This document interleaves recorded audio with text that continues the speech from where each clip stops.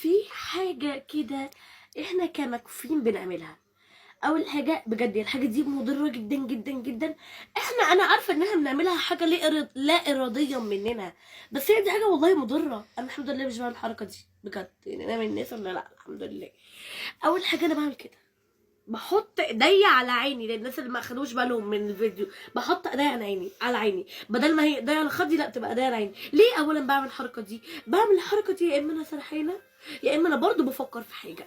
طيب اول حاجه يا بنات، الحركه دي بجد غلط جدا جدا جدا، لان انت حضرتك بتدخلي عينيكي لجوه، وطبعا لما عينيكي تدخل لجوه فهيبقى شكلها مش ألذ حاجه. اوكي، الحاجه التانية، انا والله العظيم ما اتعلمتش الحركه دي غير منكم كنت يا مكفين، والله حرام عليكم.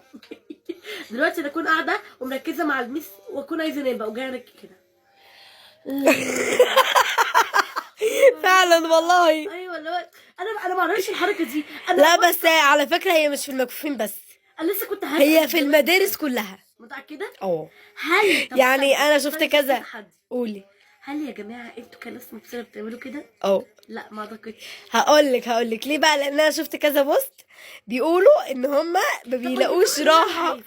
ما نجيب بقى مخدات بقى وبطاطين بقى وننام بقى والله بيقولوا ان هما نجي احنا بس اسمعي، احنا نجيب سراير وبطاطين طبعا ومراوح تكييفات على طول مروح ايه بقى يعني مش تكييفات، والمدرسين بقى يدخلوا يشرحوا. ايه رايك؟ حلو. واحنا نايمين. سامعين. طب والله العظيم عاملين كده في الصين على فكره. انا سامعه بس نايمه. ايوه نفسي نايمه. في الصين برضو عاملين الحوار ده. اول ما بتخشي المدرسه تقلعي الشوز بتاعك، تلبسي سليبر وتخشي تنامي شويه وتصحي بقى ايه تاخدي المنهج بتاعك. انا عايزه من ده يحزن بالودي. ايوه حلو قوي ده. بحبكم قوي، يا رب يكون اللي بيعجبكم برضه يا جماعه. الحركه اللي انا قلت عليها دي مش لذيذه يعني. المدرسه مدرسه التعليم يا جماعه. مش لنومه. بحبكم قوي، يا رب يكون اللي بيعجبكم. باي باي.